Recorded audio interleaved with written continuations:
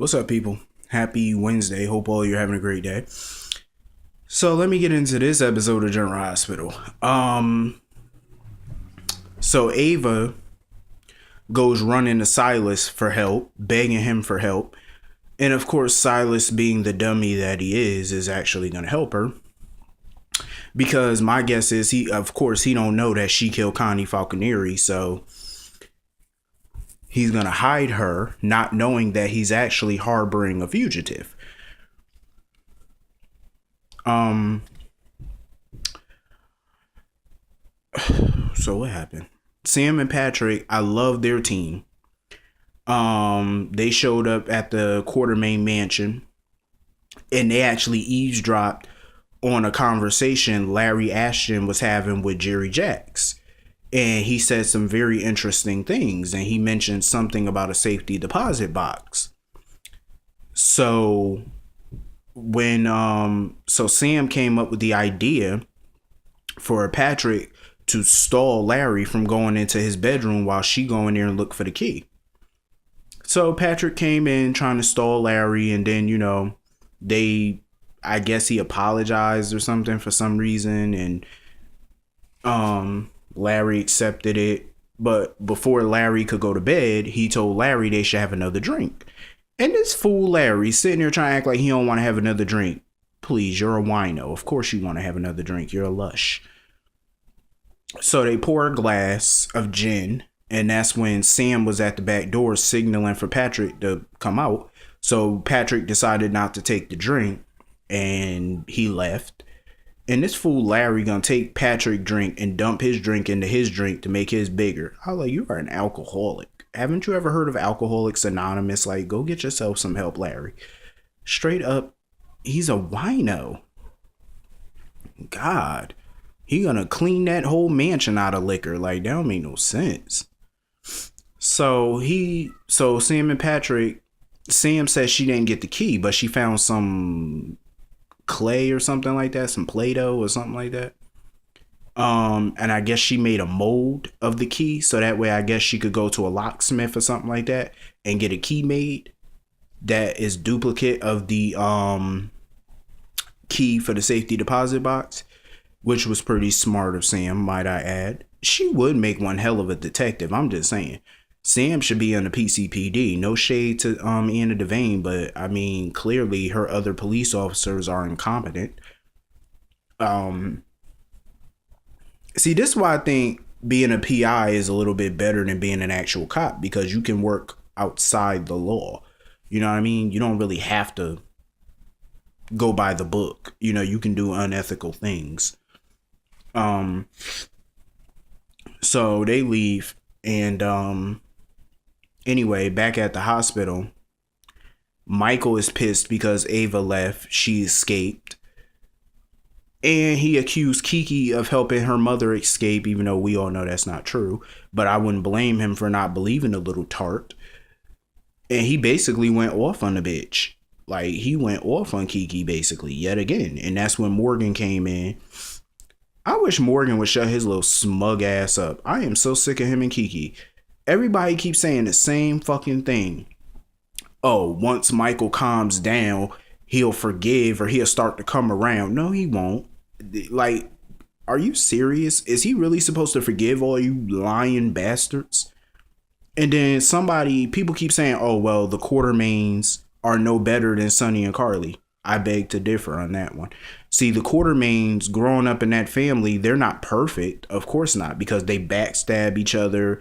They, do a lot of things. They talk shit about each other. But as we all have noticed, at the end of the day, when the chips are down, they're all there for each other. They stand united as a family when the chips are down. And my thing is, at least growing up in a Quartermain mansion, AJ and nobody else ever had to grow up with bodyguards every day. They never got shot at every single day. They didn't have to worry about their parents going to prison for murder or shipments. They didn't have to worry about mob activity with their family. So I think that, the Quartermains are a much better fit than the Corinthoses. I'm just saying. And Monica, she wasn't the perfect mother, but she did the best that she could. She's a better mother than Carly. She never put no dude above her kids. That's for damn sure. She loved her kids. You know, that's Monica loved her kids. And when her kids, some of them died, you know, it broke her. After AJ died, she was talking about committing suicide. I mean, she's a way better mother than Carly. And I'm going to prove how she's a better mother than Carly. Hell, Carly pretty much proved it today. In today's episode, Carly proved that she's a bitch of a mother with her comments. So anyway, speaking of Carly, let's get down to that business. So it was arraignment time for Carly and Sonny. Carly goes in there. And what pisses me off is that her and Sonny expect Diane to somehow work a miracle. Diane is one of the best attorneys, but let me tell you something. Carly and Sonny they're not making her job no easy. They're not making it any easy because the crimes against them and the evidence against them is so overwhelming. Even Johnny Cochran, the late great Johnny Cochran, wouldn't be able to get them acquitted on this shit. The evidence is just crazy. Well, maybe Johnny Cochran could. I mean, he did get OJ off, and the evidence against OJ was outstanding. But here's the difference. There's a recording. There's their voice, an actual recording, video recording, the whole nine of them confessing to Sonny confessing. And there's evidence that Carly covered it up. How the hell is Diane supposed to get them off of this? Hell, Diane don't even know what angle to work to get them off of this. She's still working that out. So they go to the arraignment and she told Carly, once we get in here, shut your fucking mouth. Don't say nothing. Don't nothing. Just be quiet. I could have sworn Carly was going to get bail. I could have sworn. And the only reason I thought she was going to get bail was because, number one, she got a 9-year-old daughter. 2, she has a business in Port Charles. 3, all of her kids are in Port Charles. So there's no way she would be a flight risk. There's no way Carly would leave Port Charles. If she did skip bail, that would mean she would never be able to come back to Port Charles. That would mean that she would be a fugitive for the rest of her life and she could never come back. She wouldn't do that to her kids. I want to believe she wouldn't do that to her kids. But with Carly, nowadays, anything is possible with this bitch. Because she was definitely willing to go to prison for Sonny. So that speaks volumes. It definitely do. It speaks volumes. Like, the girl was willing to go to prison. Like, for Sonny of all people. It's ridiculous. Like, it's fucking crazy to me. So bail was denied, and I love this judge. I'm loving this fucking judge. It's about time. You know what I noticed? That even though the judge in Maxie's case is harsh, I'm loving that they're getting judges that are not, you know, idiots when it comes to the law.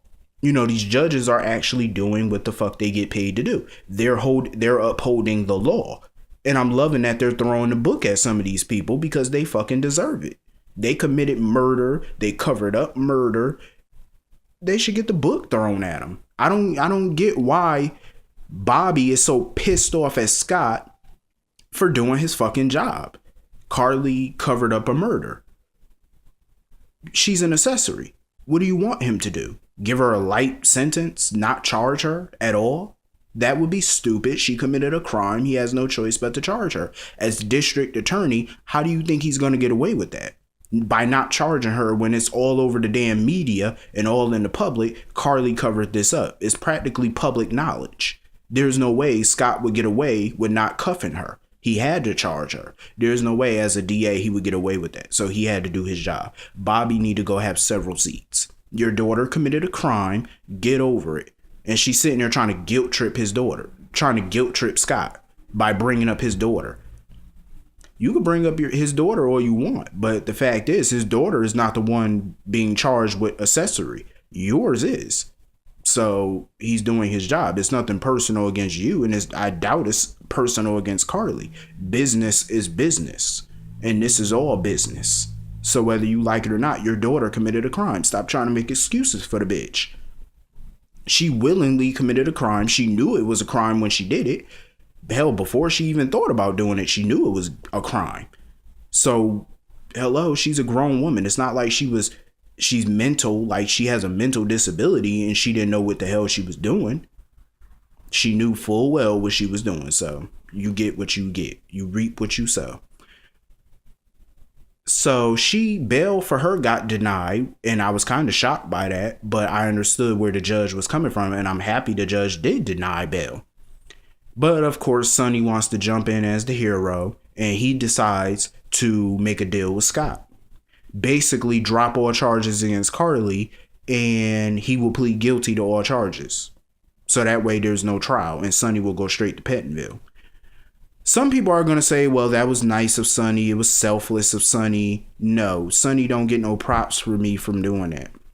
Because number one, Alexis had a point yesterday. How many fucking people is Sonny going to take down with him? How many people? Already Duke was going to go to prison. Carly was going to go to prison. He was taking a lot of them with him. But my thing about it is I can't fully blame Sonny for all of their misdeeds. Carly and Duke are grown-ass people who chose to make a grown-ass decision. They chose to still stick by Sonny and not turn against him. So they should have went to prison, especially Carly. I don't feel no sympathy for her just because she has a 9-year-old daughter. You willfully committed a crime, so you pay for your consequence. Sonny pleading guilty, some may say it was selfless, but he's the one that committed the crime too. So he was probably going to be found guilty either way. He knew for a fact he wasn't going to get bail before he even pleaded guilty. That was a well-known fact. Even Diane warned him that was going to happen. But he chose to make the only deal he knew how to make. He pled guilty. So it's prison you go. It is what it is. See, what people don't get is this is the life Sonny chose. There's only two ways out of the mob. There really is. There's only two real ways out of the mob. Death or prison. Sonny is lucky because he's getting prison and not 6 feet under. Some people may say, well, that's not true because Duke was in the mob and now he's out free and clear. The only reason Duke was out free and clear was number one, because he ratted on the mob. Two, everybody thought he was dead, but he was really in a Turkish prison for 20 years. So there are actually 3 ways out of the mob. I mean, you could go to prison, you could die, or you could snitch. But there's only 2 real ways out of the mob.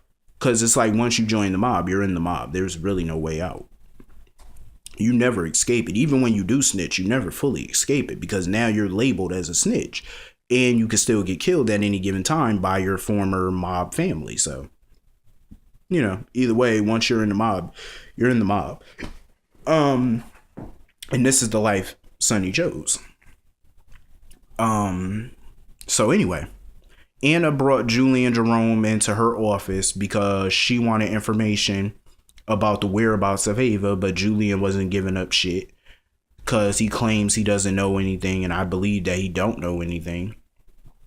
And he acts like he didn't know Ava killed Connie. Bitch, you knew. Shut up. He knew. Talking about he thought AJ did it. Shut up, Julian. You know who did it. So I hope I'm not forgetting anything. Oh, Sean. That's right.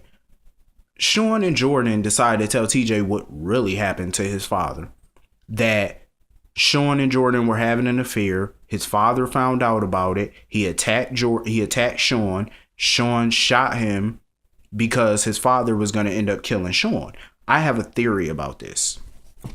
But before I give you my theory, I have to agree with TJ. I think the only reason Sean and Jordan told TJ was to ease their own mind, to ease their own guilt, because a secret like this will eat at you for a very long time. So I think they did it to finally lift that burden. It wasn't really for him, it was for them. I have to agree with TJ on that. I have a theory though. Remember when Sean said that TJ's father, when Sean woke up out of his... Remember Sean said he got shot during the war? He got ambushed right after he shot TJ's father. Remember he said he woke up and the doctors told him that TJ's father died? What if TJ's father, because I heard a rumor TJ's father was coming to Port Charles. What if TJ's father told the doctors to lie to Sean and lie to everybody else and fake his death? What if he did that? It's possible. I have a theory number 2. Remember when Sean said that him and Jordan had a DNA test that Jordan had a DNA test done on TJ to see if he was Sean or Thomas's father. Sean or Thomas's son. Remember, Sean said that Jordan wrote him a letter saying that the results came back that TJ was Thomas's son. What if Jordan is lying? Because I seen when he mentioned that Jordan kind of looked down. If you didn't watch the episode, I suggest you watch the episode and rewind that clip. If you have watched the episode, rewind that clip and tell me she did not put her head down or look away when he said that. I think she's lying. And I think that Sean might be really TJ's father. Because think about it. She had reason to lie. Because she knew if her husband found out Sean was the father, he would have dropped her ass. And he would have found out about the affair. But he found out about the affair because of that letter she wrote to Sean. Mind you, Sean never saw the results of the DNA test. He just has Jordan's word to go off on this. So there's still a possibility Sean could be the father and Jordan's still lying. And I believe that she has no plans to tell TJ because this secret alone devastated her son. So I think that throwing another secret at him about the fact that Sean really is his father, this could further devastate the boy. So I think she's definitely still lying about something. She's definitely still lying about this. That's just my theories. But I could be wrong, but I'm thinking I'm right. Anyway, I hope all you have a great day. I will see all of you, if not tomorrow, Friday, because I'm working tomorrow and I'm not going to be watching General Hospital. So I'll see you all, if not tomorrow, Friday. See you all later. Have a great day.